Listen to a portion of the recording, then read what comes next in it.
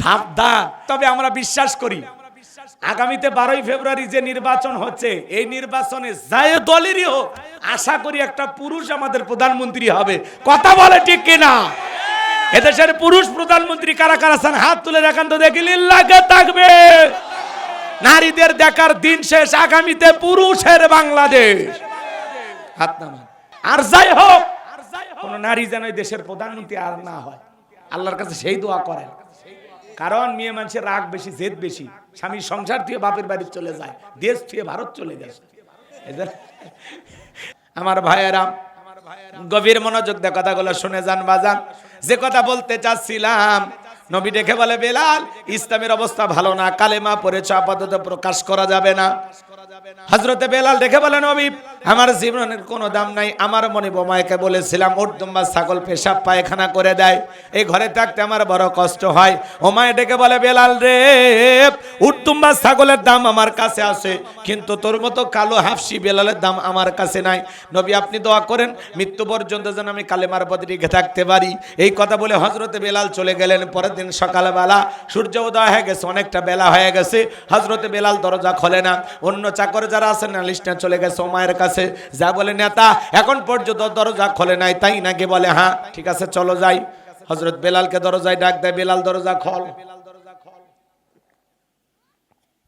হযরতে বেলাল দরজা খোলে না। অন্য চাকর যারা আছে তারা বলতেছে, নেতা এই দরজা খুলবে না। এইবার জোরে করে ধাক্কা মারছে, যখন দরজা খুলে গেছে তখন এইবার উমায় তাকায় দেখে যেই রাত্রিতে বেলাল কালেমা পড়ে মুসলমান হয়েছে, ওই রাত্রিতেও একটা উট দুম্বা ছাগলের কাছে কোনো পেশাব পায়খানা নাই। জোরে কোন মারহাবা।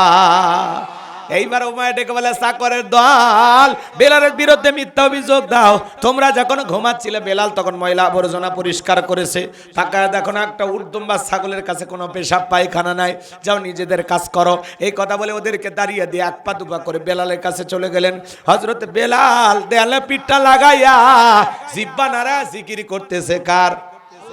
এবার হযরত বেলালকে হালকা করে ধাক্কা মারছে, যখন জবান দিয়ে কালেমার আওয়াজ বের হয়েছে তখন এইবার ডেকে বলে, বেলাল তোর জবান থেকে শুনলাম তুমি কি মুসলমান হয়েছো। হযরতে বেলাল ডেকে বলে, মুসলমান হয় যারা মিথ্যা কথা বলতে পারে না তারা অকুলু কওলান সাদীদা। মুসলমান হবে যারা, সত্যবাদী হবে তারা। মুসলমান কখনো মিথ্যাবাদী হতে পারে? আমাদের সমাজে মিথ্যাবাদী আছে না নাই? ভরা পেটে মিথ্যা, খালি পেটে মিথ্যা, ঘুমানোর আগে মিথ্যা, ঘুম থেকে উঠেও মিথ্যা। মিথ্যা বলতে বলতে চেহারা বেঁকা হয়ে গেছে, এক পা কবরে চলে গেছে। এত মিথ্যা কথা বলে শয়তান পর্যন্ত বলে আমি এত খারাপ না। কই মিথ্যা না বলে আমার পেটের ভাত হজম হয় না, এরকম লোক আছে না নাই? ভাই মিথ্যা বলবেন না, সত্য কথা বলবেন। সত্য সুন্দর, কথা কয় না কে? সত্য কি সুন্দর, সত্য বলবেন। একটা মিথ্যা বললে ওই মিথ্যাকে ঢাকতে গিয়ে আরো 10টা মিথ্যা বানায় বলা লাগে। মিথ্যা বললে জবানের বরকত নষ্ট হয়। মিথ্যাবাদী মানুষকে কেউ পছন্দ করে না। কথা বলে ঠিক কিনা? আপনার স্ত্রী যদি মিথ্যাবাদী হয় কি ভালোবাসবেন? মিথ্যাবাদী লোককে কেউ পছন্দ করে না। এজন্য আমরা কেউ মিথ্যাবাদী হব না। আমরা জবান দিয়ে সবসময় সত্য কথা বলবো ইনশাআল্লাহ। আল্লাহ আমাদের সত্যবাদী হওয়ার তৌফিক দান করুন। কখনো মিথ্যা কথা হঠাৎ করে মোবাইলে মিথ্যা কথা বলে দিচ্ছেন কেন? কোন জায়গায় দাঁড়িয়ে আছেন?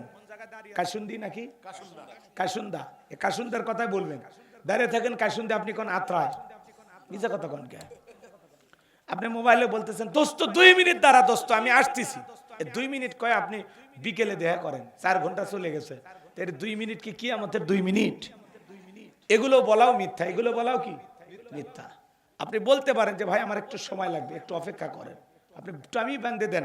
2 মিনিট বললে 2 মিনিট পরে আসা লাগবে, 5 মিনিট বললে 5 মিনিট পরে আসা লাগবে। অনেকে বলে দোস্ত প্লিজ 1 মিনিট দোস্ত, কয়ে দেয় 2-3 ঘন্টা পরে আসে। 1 মিনিট কি 1 মিনিট 2-3 ঘন্টা? এগুলো কি মিথ্যা। আপনি অজান্তে অনেক মিথ্যা কথা বলতেছেন। আল্লাহ আমাদের বুঝ দান করেন। সত্য কথা বলবেন। ভ্যানত চড়ে অটোর চড়ে যাচ্ছে, কয় দোস্ত আমি তো এখন হেলিকপ্টারে। এগুলো মিথ্যা বলবেন না, যেখানে আছেন সেটাই বলবেন। আল্লাহ আমাদের হেদায়েত দান করেন। জোরে বলেন আমিন। এইবার ওমায় ডেকে বলে, বেলাল তুমি কি মুসলমান হয়েছো? হযরতে বেলাল ডেকে বলে, মুসলমান হয় যারা মিথ্যা কথা বলতে পারে না তারা। গতকাল রাত্রিতে নবীজির হাতে হাত রেখে আমি কালেমা পড়ে মুসলমান হয়েছি। এইবার উমাইয়া ডেকে বলে, বেলাল তুমি যদি চাও উট দুম্বা ছাগলের মালিক বানায় দেব, থাকার জন্য ভালো ঘরের ব্যবস্থা করে দেব। হযরতে বেলাল ডেকে বলে, উমাইয়া দুনিয়ার কোন পার্থিব সম্পদের বিনিময়ে বেলাল তার ঈমান বিক্রি করবে না, বলুন আল্লাহু আকবার। এই কথা শোনার পরে উমাইয়া ডেকে বলে, বেলাল আমার কথা না শুনলে বড় নেতা আবু জেহেলকে খবর দিব। হযরতে বেলাল ডেকে বলে, কোন বড় নেতা ছোট নেতা এখন কাউকে গোনার টাইম নাই। আমি দুনিয়ার কোন আবু জেহেলকে ভয় করি না, আমি ভয় করি আমার আল্লাহকে। আল্লাহু আকবার। আরেকটু জোরে বলুন না আল্লাহু আকবার। সম্মানিত ভাইরা আমার, গভীর মনোযোগ দিয়ে কথাগুলো শুনবেন। এইবার উমাইয়া দৌড়ে চলে গেল আবু জেহেলের বাড়িতে, যায় বলে, নেতার সংবাদ খুব খারাপ, আমার বাড়ি কি তোদের বেলাল কালেমা পড়ে মুসলমান হয়েছে তাই নাকি? বলে, হ্যাঁ ঠিক আছে যাও আমি আসতেছি।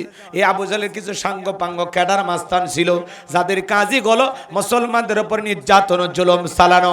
এই আবু জেহেল কত বড় ভয়ঙ্কর হারামি ছিল জানেন বাজার? হযরতে আম্মার রাদিয়াল্লাহু তাআলা আনহু তার মা সুমাইয়াকে নিয়ে হেঁটে যাচ্ছে।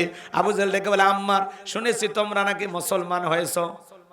হযরতে আম্মার বলে, হ্যাঁ আমরা মুসলমান হয়েছি। আবু জেহেল ডেকে বলে, তোমরা কি জানো এর পরিণতি কত ভয়ঙ্কর হতে পারে? এই কথা বলে আবু জেহেল কি করলো জানেন?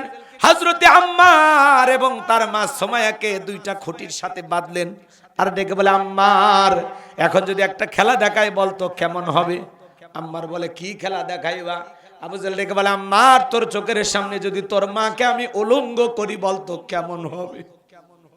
হযরতে আম্মার মাথাটা নিচু করলেন। এইবার সুমাইয়া রাদিয়াল্লাহু তাআলা আনহাকে আঘাত করা শুরু করলেন। হযরতে সুমাইয়া তার কলিজার টুকরা সন্তানকে ডেকে বলে, বাবা আম্মার বেঈমানদের কথায় কখনো ঈমান ছাড়বা না। এইবার আবু জেহেল আঘাত করতে করতে এক পর্যায়ে তার শরীরের সমস্ত পোশাকগুলো খুলে ফেলে দিলেন, জমিনের উপর লুটিয়ে পড়লেন হযরতে সুমাইয়া। আবু জেহেল ডেকে বলে, যুবকেরা দল আম্মারের মাথাটা উঁচু করে ধরো। যখন মাথাটা উঁচু করতে গেল আম্মার চোখের পানি ছেড়ে দেখা দেয় আর বলে, আল্লাহ এই দৃশ্যটা দেখার আগে যদি জমিন ফাঁক হয়ে যেত তবুও ভালো ছিল। হযরত সুমাইয়া ওই পজিশনে থেকে সন্তানকে ডেকে বলে, আম্মার বেঈমানদের কথায় কখনো ঈমান ছাড়বি না। আল্লাহ। আবু জেহেল বর্ষা দিয়ে আঘাত করতে লাগলেন। আঘাত করতে করতে এত জোরে তার লজ্জাস্থানের ভিতরে বর্ষা দিয়ে আঘাত করেছেন। সুমাইয়া শাহাদাতের পেয়ালা পান করবেন, সন্তানকে ডেকে বলে, আম্মা আমি আমার নাকের মধ্যে জান্নাতের সুঘ্রাণ পাইতেছি, আমি হয়তো আর বেশিক্ষণ দুনিয়াতে থাকবো না। ও আমার সন্তান, মৃত্যুর পূর্বে মা হিসাবে সন্তানকে একটা কথাই বলে গেলাম, বেঈমানদের কথায় কখনো ঈমানের পথ ছাড়বা না। আল্লাহু আকবার। হযরতে সুমাইয়া ইসলামের প্রথম নারী, শাহাদাত বরণ করলেন ইসলামের জন্য। আল্লাহু আকবার বলে। এত নির্যাতন জুলুম তাদের উপরে এসেছে, তবু এক ইঞ্চি ইসলাম থেকে তারা সরে যায় নাই। বলেন আল্লাহু আকবার। বেলালকে আবু জেহেল ডেকে বলে, বেলাল এই দিগায়, এসব কি শুনছি তুমি নাকি মুসলমান হয়েছ? হযরতে বেলাল ডেকে বলে, হ্যাঁ গতকাল রাত্রিতে নবীজির হাতে হাত রেখে আমি কালেমা পড়ে মুসলমান হয়েছি। আবু জেহেল ডেকে বলে, বেলাল আমি তোরে পার্সোনাল ভাবে মহাব্বত করি, তোর উপরে একটা বিশেষ নজর ও ভালোবাসা কাজ করে। বেলাল তুমি যদি চাও উটদুম বা ছাগলের মালিক তোমাকে মানায় দেব, থাকার জন্য ভালো ঘরের ব্যবস্থা করে দেব, ব্যবসা বাণিজ্য যদি করতে চাও টাকা পয়সা যা লাগে দেব। বেলাল তুমি চাইতে দেরি, তোমার চাহিদাটা পূরণ করতে আমরা দেরি করব না। হযরতে বেলাল ডেকে বলে, আবু জেহেল রে, দুনিয়ার সব সম্পদ যদি আমি বেলালকে দিতে চাও, দুনিয়ার সব সম্পদ ছাড়তে রাজি, নবীজির কালেমা ছাড়তে রাজি নাই। বলেন আল্লাহু আকবার। বিলালের উত্তরসূরি যারা পৃথিবীর অর্থের কাছে বিক্রি হবে না তারা, মুনাফিক মার্কা মুসলমান যারা টাকার কাছে বিক্রি হয় তারা, টাকা পাইলে বৈধকে অবৈধ বলে ফতুয়া দেয়, অবৈধকে বৈধ বলে চালিয়ে দেয়, টাকা পাইলে বাতিলের পাঁচাটা গোলাম হয়। আছে না না? মুনাফিকদেরকে সকালে কিনে বিকেলে বিক্রি করা যায়। কত টুপিওয়ালা দাড়িওয়ালা দেখেন না, বাতিলের চামচা কথা বলে। এক প্যাকেট বিরিয়ানি খায়, কয় ম্যাডাম আপনি জান্নাতি, টিকিট কনফার্ম করে আছি। এরকম হুজুর আছে না? আমার ভাইয়েরা, মন খারাপ করবেন না বাজান। মুনাফিকদেরকে টাকা দিয়ে কেনা যায়, কথা বোঝেন না? হ্যাঁ, চা দিয়েও কেনা যায়, সেটা পরে পরে। রাগ করতেছেন আপনারা, বিরক্ত হইতেছেন? আগে হুজুরদের সাইজ করি।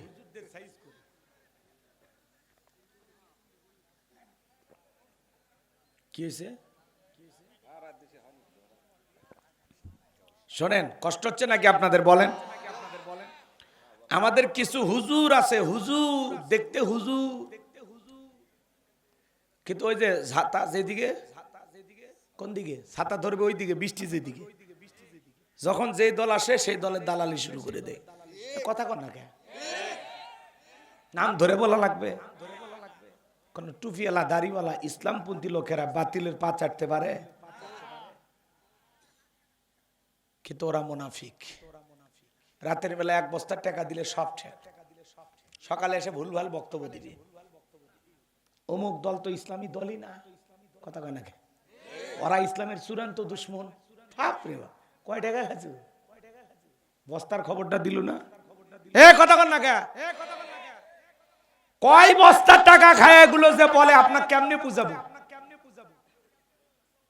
কোটি কোটি টাকার কাছে বিক্রি হয়, কোটি কোটি টাকার কাছে। আপনি টাকা দেখলে অজ্ঞান হয়ে পড়ে যাবেন। বেলালের উত্তর সরি যারা, এরা টাকার কাছে বিক্রি হবে। মুনাফিক মার্কা মুসলমান যারা, টাকা দিয়ে কেনা যাবে তাদেরকে কথা বলে ডেকে না। আমার ভাইয়েরা, গভীর মনোযোগ দিয়ে শুনে যান বাজান। এইবার আবু জেহেল ডেকে বলে, বেলাল এত বড় লোভনীয় প্রস্তাব দিলাম, রাজি হইলা না? সোজা আঙ্গুলে ঘিউট না উঠলে আঙ্গুল একটু বাঁকা করা লাগবে। এই কথা বলে যুবকদের লেলিয়ে দিল, চাবুক দিয়ে পিটাও। হযরত বেলালকে চাবুক দিয়ে পিটানো শুরু হলো। যত জোরে চাবুক মারে বেলাল, তত জোরে কালেমা পড়ে। চাবুক দিয়ে পিটাইতে পিটাইতে কালো চামড়া গুলো ফেটে রক্ত ঝরা শুরু হয়ে গেল। আবু জেহেল ডেকে বলে, বেলাল কালো চামড়া গুলো ফেটে রক্ত ঝরতেছে রে বেলাল, তবু কি নবী মুহাম্মদ সাল্লাল্লাহু আলাইহি সাল্লামের কালেমা ছাড়বি না? হযরত বেলাল ডেকে বলে, আবু জেহেল রে, মারতে মারতে যদি মেরেও ফেলে দাও, জীবনটা দিতে রাজি, নবীজির কালেমা ছাড়তে রাজি নাই। বলেন আল্লাহু আকবার। এইবার যুবকদেরকে বলে, যুবকের দল, বেলালের পায়ে রশি লাগাও।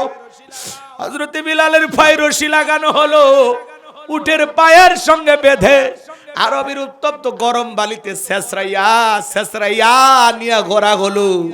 আরবের বালিগুলো এত গরম, চাল দিলে মুড়ি হয়ে যায়, এত উত্তপ্ত ফুটান্ত গরম বালি। এ বাজান, বাবলা গাছের কাটাগুলো জিব্বার ভিতরে পেরেগের মতো মারা গেলো। বিকেল বেলা নিয়ে এসে বলে, বেলাল চাবুক দিয়ে পিটাইলাম, পায়ে রশি লাগিয়ে নিয়ে ঘুরলাম রে বেলাল, তবু কি নবী মুহাম্মদ সাল্লাল্লাহু আলাইহি সাল্লামের কালেমা ছাড়বি না? হযরতে বেলাল ডেকে বলে, আবু জেহেল রে, মারতে মারতে যদি মেরে ফেলে দাও, বেলালের নিঃশ্বাস থাকবে যতদিন, বেলাল ইসলামের পথে টিকে থাকবে ততদিন। আমার ভাইয়েরা, এইবার আবু জেহেল ডেকে বলে, যুবকের দল যাও, বড় একটা পাথর নিয়ে এসে বেলালের বুকের উপর চাপাইয়া দাও। বিশাল বড় একটা পাথর নিয়ে আইসা হযরতে বেলালের বুকের উপরে চাপাইয়া দেওয়া হলো। আবু জেহেল মনে করলো পাথরে চাবার আঘাতে বেলাল মারা যাবে। এই কথা ভেবে কাফেরা চলে গেল। হাত বাঁধা, পা বাঁধা, রক্তাক্ত জিহ্বা, বুকের উপরে বিশাল বড় পাথর। এরপরে বেলাল জিকিরি করতেছে কার? আপনাকে আমাকে জিকিরি করার জন্য কেউ মারে না। ও নওগাঁর মুসলমানেরা, আত্রায়ের ভাইয়েরা, জিকির করার জন্য কেউ মারে না, পেটে না, ধমক দেয় না। আমরা কপাল পোড়া, তবু আল্লাহর জিকির করি না। মাঠে ময়দানে কাজ করতে করতে আল্লাহর জিকির করা যায়, রিক্সা ভ্যান চালাতে চালাতে জিকির করা যায়, ব্যবসা প্রতিষ্ঠানে বৈশা বৈশা আল্লাহর জিকির করা যায়, অফিস আদালতে বৈশা বৈশা আল্লাহর জিকির করা যায়।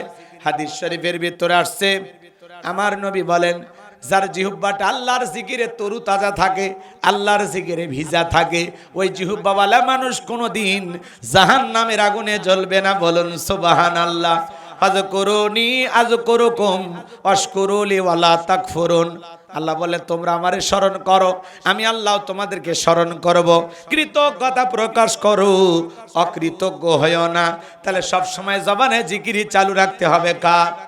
নবীর এক সহজ সরল সাহাবী বলে, হুজুর ইসলামের এত বিধিবিধান আমার মনে থাকে না, সহজ কোন আমল দেন। আল্লাহ রাসূল বলে, সাহাবী সব সময় যদি আল্লাহর জিকিরে জিহ্বাটা ভিজে রাখতে পারো, আল্লাহর জিকিরে তোমার জিহ্বাটা তরুতাজা রাখতে পারো, এই জিকিরই তোমাকে জান্নাতে পৌঁছায়া দেবে। মা বোন যারা আওয়াজ শুনতেছেন, মা মাসে কয়েকদিন আপনারা অসুস্থ থাকেন, যে সময় আপনাদের নামাজ পড়া নিষেধ, ওই সময়গুলোতে আপনারা চাইলে বেশি বেশি আল্লাহর জিকির করতে পারেন। জিকির করতে কোনো বাধা নাই, সব সময় জবানে জিকির চালু রাখবেন। সুবহানাল্লাহ, আলহামদুলিল্লাহ, লা ইলাহা ইল্লাল্লাহ, আল্লাহু আকবার, সুবহানাল্লাহি ওয়া বিহামদিহি, সুবহানাল্লাহিল আযীম। কোন বান্দা রাত্রি বেলায় যদি জিকির করে, এমত অবস্থায় হঠাৎ করে ঘুম চলে আসে, সারা রাত জায়গা জায়গা জিকির করলে যে সব, আপনি ঘুমানোর সময় জিকির করতে গিয়ে হঠাৎ করে ঘুমের মধ্যে চলে গেলেন, সারা রাত জায়গা জিকির করলে যে সব পাবেন, আল্লাহ সেই সম পরিমাণ সব আপনার আমল নামায় লিখে দেবেন। বলুন সুবহানাল্লাহ। তাহলে জিকির করার দরকার আছে না নাই? বেলালের মতো জিকির করলে কি এখন মার খাওয়া লাগে? কথা বলেন, খাওয়া লাগে? তারপরে অকৃতজ্ঞ, জিকির না করে জিহ্বার উপরে 3 পরর ময়লা পড়ে গেছে, জিকির আসে না। যখন বিপদে পড়ি, বালা মুসিবত আসে, অসুস্থ হই, তখন কুতি আর ডাকি, আল্লাহ আল্লাহ উফ আল্লাহ। কথা ঠিক? তখন কোতে আর কয় আল্লাহ। একটু রোগ হইলে, একটু ব্যথা পাইলে, একটু কষ্ট পাইলে তখন আল্লাহরে ডাক দেয়। আর যখন ভালো থাকে এমন একটা ভাব নিয়ে চলাফেরা করে যে কোন রোগ তার স্পর্শই করেনি। কথা কন। তখন আমোদ প্রমোদে ঘুরতেছে, রং ঢঙ্গে ঘুরতেছে, আল্লাহরে স্মরণই নাই। ভাই, এই দুনিয়াতে আসছেন, কে পাঠাইছে? তারে ডাকার দরকার নাই। কথা বলেন, তারে ডাকার দরকার নাই। যত ডাকবেন বেশি তত লাভ না লস? জোরে কন। তাহলে লাভ বুঝে কাজ বসে আছেন কে? সব সময় আল্লাহর জিকির করবেন, সব সময়।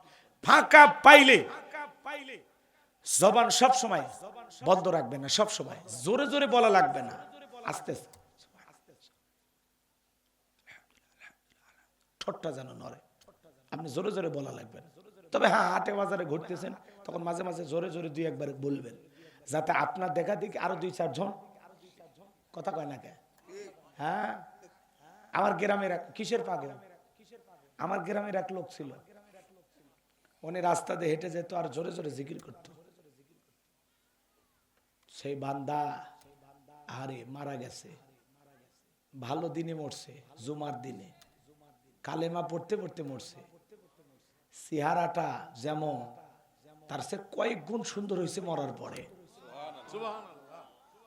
এত ভালো মানুষ ছিল।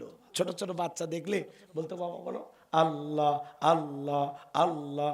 ছোট ছোট বাচ্চাদেরকে জিকির শিখাইতো।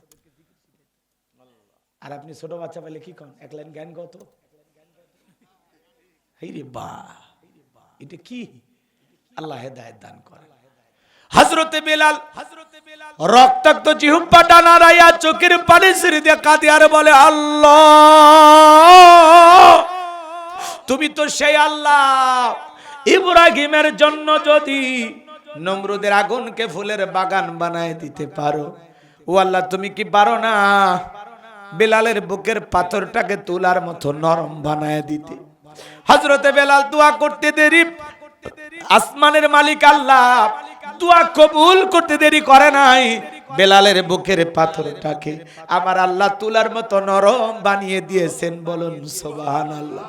আশেক রাসূল বেলাল, নবীর পাগল বেলাল নবীকে কতটা ভালোবাসতেন জানেন? নবী যখন মক্কা নগরীতে পথ চলতো, বেলাল একবার ডানে যায় একবার বামে যায়। নবী ডেকে বলে, বেলাল বুঝি না একবার বামে যাও আর একবার ডানে যাও, কারণটা কি? হযরতে বেলাল দেখে বলে, নবী আপনি ইসলামের দাওয়াত দেন, কোরআনের প্রচার প্রসার করেন, ওই কাফেররা হলো আপনার শত্রু, আপনাকে টার্গেট করে যদি ওরা ডান থেকে তীর নিক্ষেপ করে গো নবী, ওই তীরটা যেন সর্বপ্রথম আমি বেলালের বুকের ভিতরে ঢোকে, আর আবার বাম দিকে যায়। মনে মনে ভাবি গো নবী, ওই তীরটা যেন সর্বপ্রথম আমি বেলালের বুকের ভিতরে ঢোকে। আমি বেলাল মারা গেলে ইসলামের ক্ষতি হবে না, আপনি নবী মারা গেলে ইসলাম আর মাথা উঁচু করে সামনের দিকে দাঁড়াতে পারবে না। চিৎকার মেরে বলুন আল্লাহু আকবার। নিজের জীবনের বিনিময়ে নবীকে আগলায় রাখতেন বেলাল। সেই বেলালের নির্যাতন জুলুমের কথা বিশ্ব নবীর কান পর্যন্ত যখন পৌঁছে গেল, নবী তখন ডেকে আবু বকর, যাও যাও তুমি আমার বেলালের জন্য একটা কিছু করো। হযরত আবু বকর সিদ্দিক রাদিয়াল্লাহু তাআলা আনহু কয়েক গুণ দাম বেশি দিয়ে গোলামীর জীবন থেকে হযরত বেলালকে আজাদ করলেন, মুক্ত করলেন। বলুন আল্লাহু আকবার। আরেকটু জোরে বলুন, আজাদ করলেন, আল্লাহু আকবার বলেন। আমার ভাইয়েরা গভীর মনোযোগ দিয়ে কথাগুলো শুনে যান বাজার, হৃদয়ের কান পেতে কথাগুলো শুনে যান। এই যখন ইসলামের অবস্থা, একদিকে সন্তান হারানোর ব্যথা, সাহাবায়ে কেরামদের উপর নির্যাতন জুলুম, কাফিরদের সমালোচনা, এই জন্য নবীজির মনটা ভীষণ খারাপ। নবীর যখন মন খারাপ, নবীকে সান্ত্বনা দেওয়ার দায়িত্ব কার? আরেকটু জোরে কর।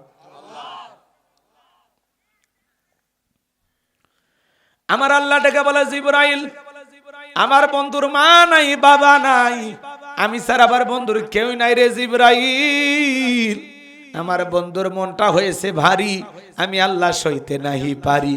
লাহু মাহফুজ থেকে সূরা কাউসার নিয়ে যায় আমার বন্ধুর উপরে নাজিল কর তাড়াতাড়ি। আল্লাহু আকবার। আমার নবী বলেন, আনাস আমার কষ্টের কারণটা কি তোমরা জানো?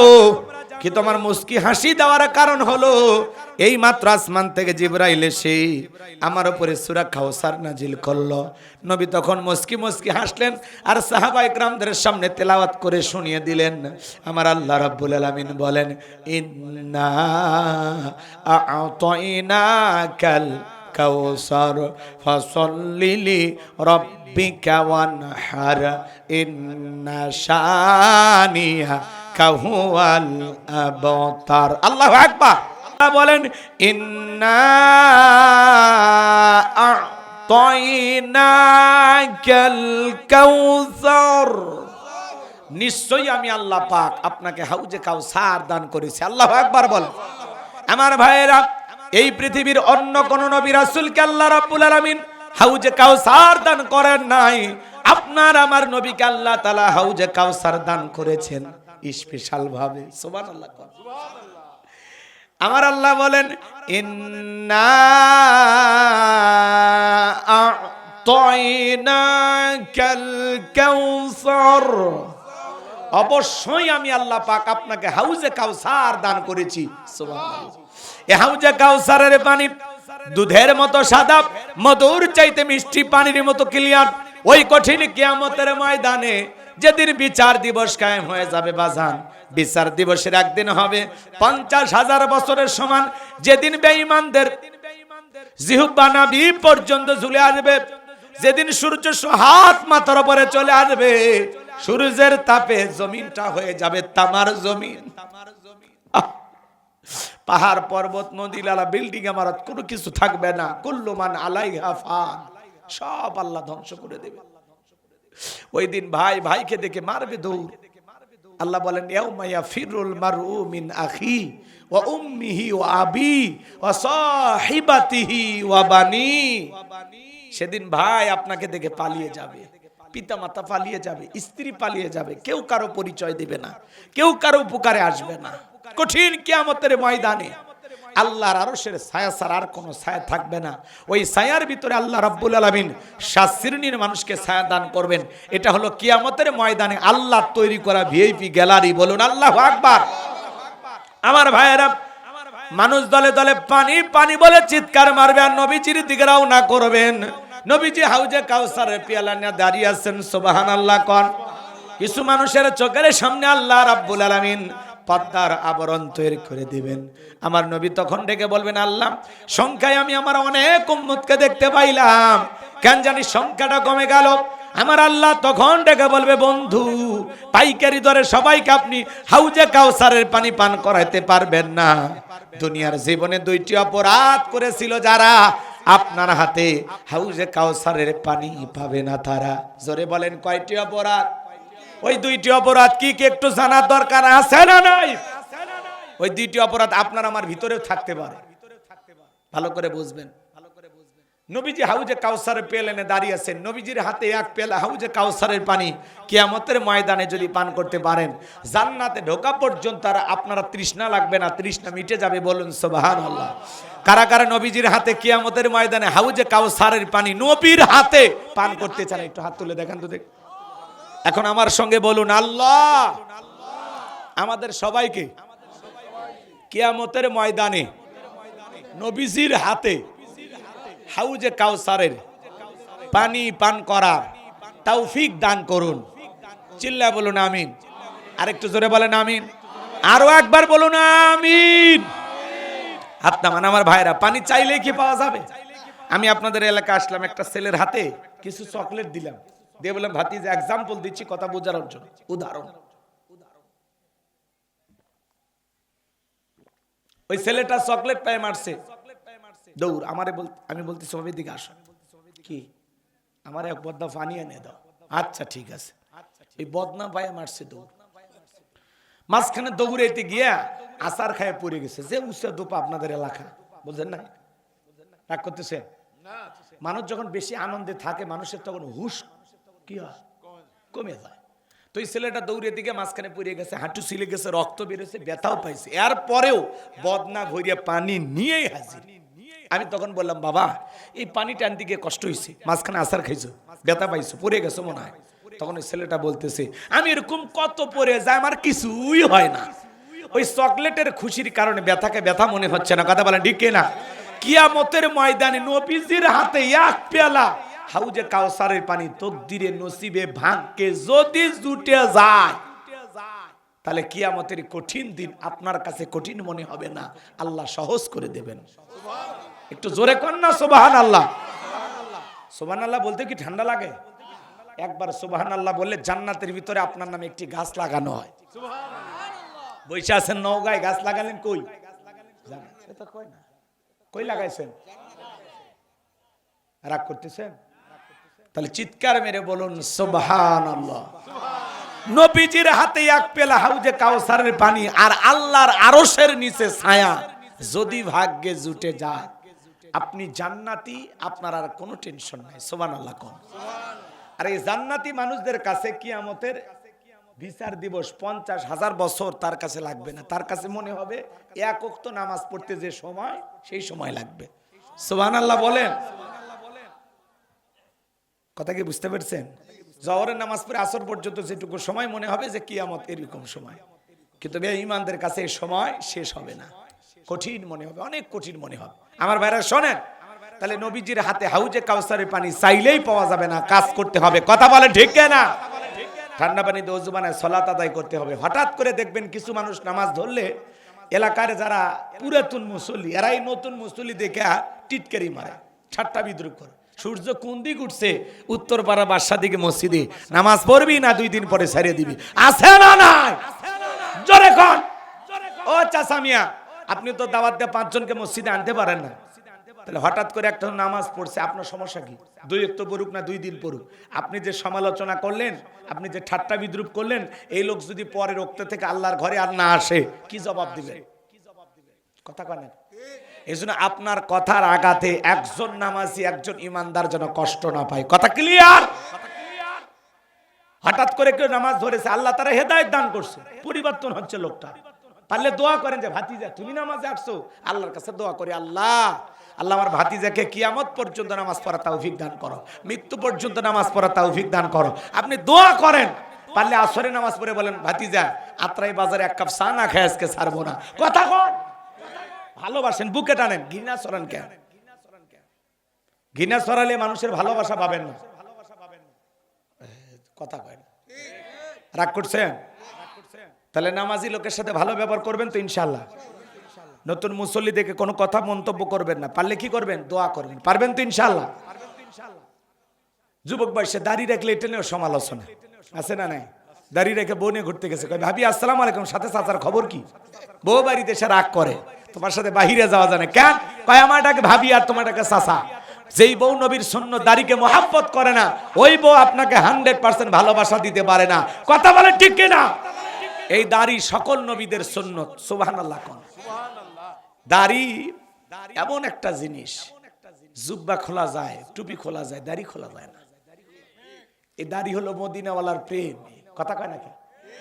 দাড়ি রাখলে পুরুষকে পুরুষের মতো লাগে। দাড়ি ছাড়া পুরুষকে, মহিলারও দাড়ি নাই, পুরুষেরও দাড়ি নাই, আছে না? না রাগ করতেছেন আপনারা?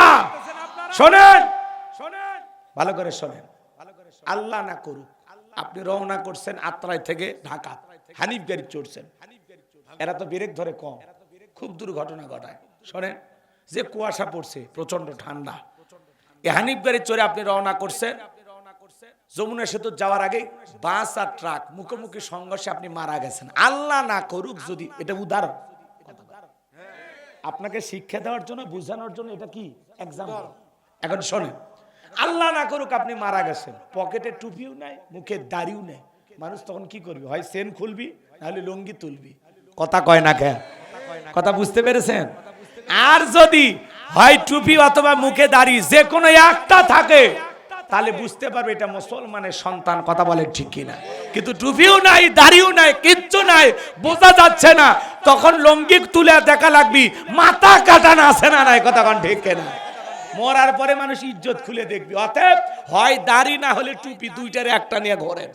কথা কয় না? কথা কয় না?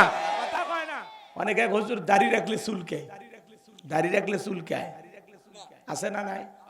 50-60 বছর বয়স হয়ে গেছে, তাও সেলুনে যখন মারিয়ে দে, মারিয়ে দে। সেলুনের নাপিত বিরক্ত হয়, চাচা যে কায়দায় চামড়া গুলো জোড়া শুরু হয়েছে, আর বিরক্ত করি না চাচা, দাড়িটা ছেড়ে দেন। কয় দাড়ি রাখলে চুলকায়। চুলকাই বেটা, কবরে যা ফেরেশতারা চুলকানির মলম নিয়ে বসে আছে। কথা বলে ঠিক না? তোর জায়গা মতো মলম লাগা দেবে। মুসলমান হিসাবে প্রত্যেকটা মুসলমানের মুখে দাড়ি থাকার দরকার আছে না? না।